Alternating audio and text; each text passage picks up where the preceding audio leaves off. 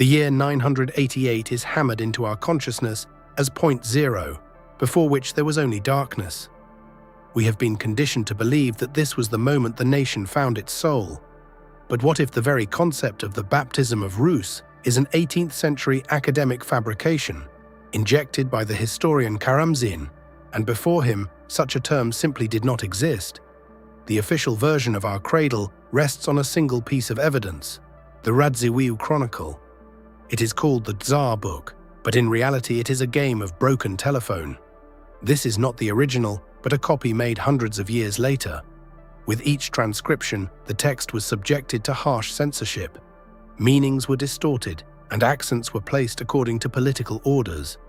We are not studying the real lives of our ancestors, but how they were edited by yet another chronicler. The entire historical foundation is a stack of papers with a suspicious pedigree. The scale of the substitution becomes clear if we trace the manuscript's path. It has no Russian past. It surfaces in Prussia, in the hands of people who built their careers on the humiliation of the Slavs. We head to Königsberg, the Königsberg Trail. Why is it that Peter I found the primary document of Russian history not in Moscow or Novgorod, but in Königsberg? And why were German scholars, who didn't even know the Russian language but loved rewriting our chronology according to Western templates, the first to be allowed access to it? Schlözer, Miller, and Bayer, the authors of the Norman theory, received exclusive access to the original chronicle. The result of their critical processing is staggering. This unique monument of Russian writing was first published in Germany and in the German language. The Russian edition, which Lomonosov worked on, was blocked, and all his materials mysteriously burned in the fire of 1812. For decades, the chronicle wandered through the private hands of secret counselors, remaining beyond state control. This was not scientific work, it was an operation to monopolize the past. The document was in the personal use of those who systematically argued for our historical inferiority. When the manuscript was finally returned to the library, it looked as if a forensic forger had operated on it. Simple page arithmetic reveals a fraud that is impossible to hide. The arithmetic of fraud. Open the description of the manuscript. It consists of quires, notebooks, of 8 sheets each. Simple math dictates that the total number of pages must be even. Yet in the chronicle, there are 251. Where did half of a spread vanish? This isn't just an error, it is the trace of crude interference in the book's structure. A physical anomaly has been discovered in the chronicle that would be impossible for the technology of that time. A book is not just a collection of sheets, it is a strict system of quires. Finding 251 pages in it is like finding a car with 5 wheels. Almost the entire manuscript follows the standard, but the first quire is suddenly shortened. It contains only 6 sheets. 2 crucial sheets were simply ripped out. This is a direct violation of bookbinding technology. Someone purposefully removed parts of the document at the stage of forming the correct version of history, breaking the very logic of the physical medium. But the missing sheets are just the beginning. The real shock awaits the researcher when they look not at the quantity, but at how these pages are sewn in. There, the marks of a surgical operation are visible. Surgical bookbinding. In the main body of the chronicle, every spread is a single sheet folded in half. But in the first 2 quires, where the very beginning of Rus is described, the picture changes. There are no whole spreads there. All the sheets have been cut and sewn in individually. This is the perfect tool for a forger. When sheets are not connected to each other in a single fold, they can be shuffled, removed, or added at any moment without destroying the binding of the entire book. We are looking not at an ancient document, but at a ring binder, where the required pages were inserted later. It is on these physically compromised sheets that the key moments are laid out: the origin of the tribes and the founding of Kiev. The entire base upon which official history stands is written on inserts that look like foreign bodies in the structure of the manuscript. These are not the marks of time, they are the marks of direct surgical intervention into the body of memory. Think this is a coincidence? The forgers were in such a hurry that they left a smoking gun right in the page numbering. They tried to cover their tracks, but only highlighted the fraud. The smoking gun, page 10. Look at the numbers in the corners of the pages. There lies a piece of evidence that cannot be excused as a monk's mistake. On pages 10 through 12, the numbering has been crudely altered. Someone tried to erase old values and draw new ones over them, literally rubbing the truth into holes. The Chronicle uses dual numbering, Arabic and Church Slavonic, letter-based. It was in the letters that the forger slipped up. On the 10th sheet, the Church Slavonic 9, theta, is clumsily altered into a 10, I. Beneath the fresh vertical stroke, the old horizontal crossbar is clearly visible. On the 12th sheet, the fraud is even more primitive. To turn 11 into 12, two clumsy strokes were added to the letter A to try and pass it off as a B. This is the level of a schoolboy scrubbing out grades in a report card. Why take such a risk, only to align the numbering with inserted sheets that change the very essence of our history? What does this suspicious insert with the corrected number say? It speaks of our voluntary slavery. On this dubious page is recorded a text that became an ideological trap for centuries. The ideological trap: our land is great and abundant, but there is no order in it. Come and reign and rule over us. These lines are not just a story. They are an ideological foundation, a voluntary confession of one's own inferiority and inability to self-govern, glued into the Chronicle on a questionable scrap of paper. If you mentally remove that suspicious sheet with the corrected numbering from the manuscript, the entire tidy theory of the calling of the Varangians collapses. Rurik instantly transforms from a hired Scandinavian Viking invited to rule ignorant Slavs into a local Russian prince simply taking the throne by right. For centuries, we have been told that statehood came to us from the outside as a mercy, based on a single page whose origins would raise questions for any criminalist. This is the historical justification for external management, sewn into the very foundation of national identity on an inserted scrap of paper. The political forgery paved the way for a spiritual one. In this very same chronicle, Prince Vladimir's choice of faith is described not as a quest for truth, but as a pre-scripted performance for a primitive audience. The tale of the choice of faith resembles a caricature rather than a spiritual journey. Every world religion is portrayed as pathetic and absurd, ensuring that the only correct option looks like salvation by comparison. This is not a history of the spirit, it is crude propaganda. The chronicler paints Vladimir as a barbarian who chooses a religion based on likes and dislikes. Islam is rejected because of the ban on alcohol. Drinking is the joy of the Rus, we cannot exist without it. Catholics and Jews are dismissed with dismissive phrases devoid of logic. The envoys returning from Byzantium speak not of honor or conscience, but of the outer packaging. We knew not whether we were in heaven or on earth.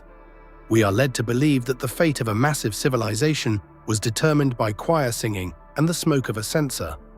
It is a portrait of an undereducated ruler who is bought by bright packaging and the opportunity to consume alcohol. The text doesn't even try to hide the fact that it was written for the most undiscriminating listener.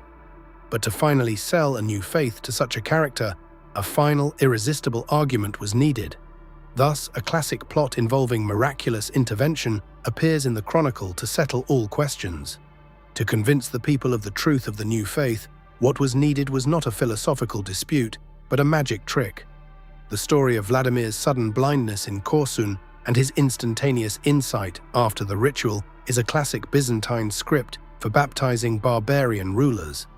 According to the Chronicle, at the decisive moment, Vladimir loses his sight. His future wife sends an ultimatum: if you want to be rid of your illness, be baptized quickly. It's a win-win deal, there is no risk, for if the miracle doesn't happen, he simply remains blind.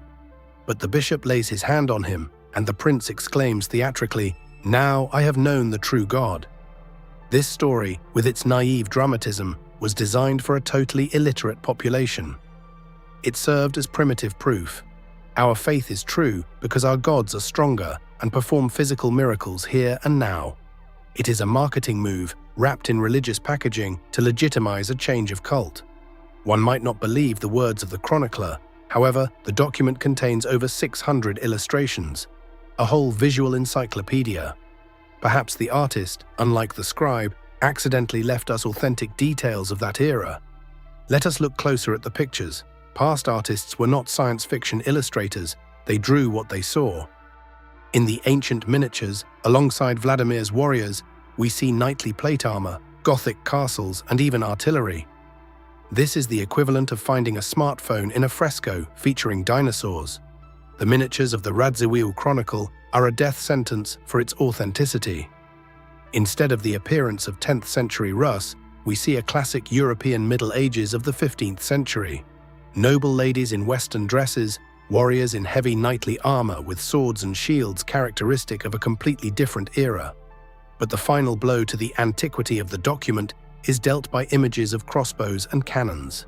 The artist depicts firearms, which wouldn't be invented until hundreds of years after the events described. This isn't just an inaccuracy, it is direct proof that the visual sequence was created much later, and ancient history was tailored to the realities of the forger's time. Do you think this was just one artist's mistake? 20th century technology revealed the secret of these drawings. It turned out that 3 different people worked on them across different centuries, literally layering lies onto the paper. The secret of these ancient drawings was only revealed in the mid-20th century. Ultraviolet and infrared examinations confirmed that it wasn't one master at work, but at least 3, with huge time gaps between them. The lie was layered onto the paper in stages. This was a process of systematically editing the past. The first artist sketched only general outlines. The second, working later, changed poses, redrew faces, and updated weapons. But the most productive was the third master. It is to his hand that those very anachronisms belong. He inserted Gothic spires into the chronicle, turned princely hats into European crowns, and handed crossbows to the warriors. This isn't just modernization, it is a deliberate adjustment of the visual style to later Western standards. Ancient Rus was literally squeezed into the framework of the European canon, erasing its true appearance and replacing it with scenery familiar to the patrons. The entire manuscript looks like expensive yet hasty hackwork, empty spaces for headers, unfinished drawings, and careless inscriptions. Who needed to create this massive fake so quickly, and why? The answer lies in the deafening silence of world chronicles. If the baptism of a massive and powerful Rus in 988 was truly an event of planetary scale, why are all neighboring chronicles silent about it? Byzantium, the Arab world, Europe, no one recorded the greatest spiritual turn of the Eastern Slavs.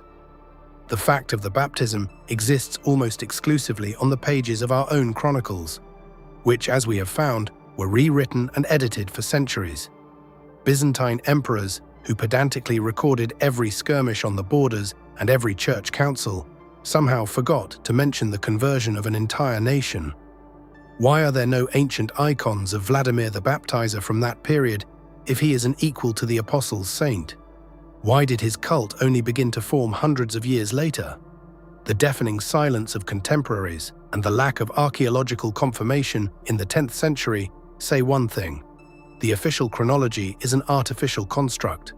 We have been given a convenient myth in place of real events, hiding something entirely different behind it. The Radziwiłł Chronicle is not a foundation, but a headstone used to cover our authentic history. Yet even on this slab, cracks remain. It is time to sum up the findings and acknowledge the obvious. The Radziwiłł Chronicle is not a mirror of the past, but a warped glass installed by forgers. We have grown accustomed to relying on this document, but under close scrutiny it crumbles into dust, exposing the traces of surgical edits and ideological agendas. We are left with a manuscript full of holes in its numbering, inserted pages, and drawings where cannons are firing in the 10th century. All the threads of this fraud lead to one place: the offices of the creators of the Norman theory. They needed to prove our centuries-old inferiority, so they created evidence where Slavs themselves beg to be ruled and choose a faith based on the principle of where the singing is prettiest. Buried beneath layers of this propaganda is an authentic, powerful civilization that was intentionally portrayed as wild and barbaric. True history is not to be found in the transcripts edited by Germans. It lies in the granite megaliths, in ancient symbols, and in the logical inconsistencies that the forgers simply didn't have time to erase. The official version is a fiction, It is time to step outside the boundaries of school textbooks and begin reconstructing our past from the details that are impossible to counterfeit. Subscribe. From here on, there are only the naked facts.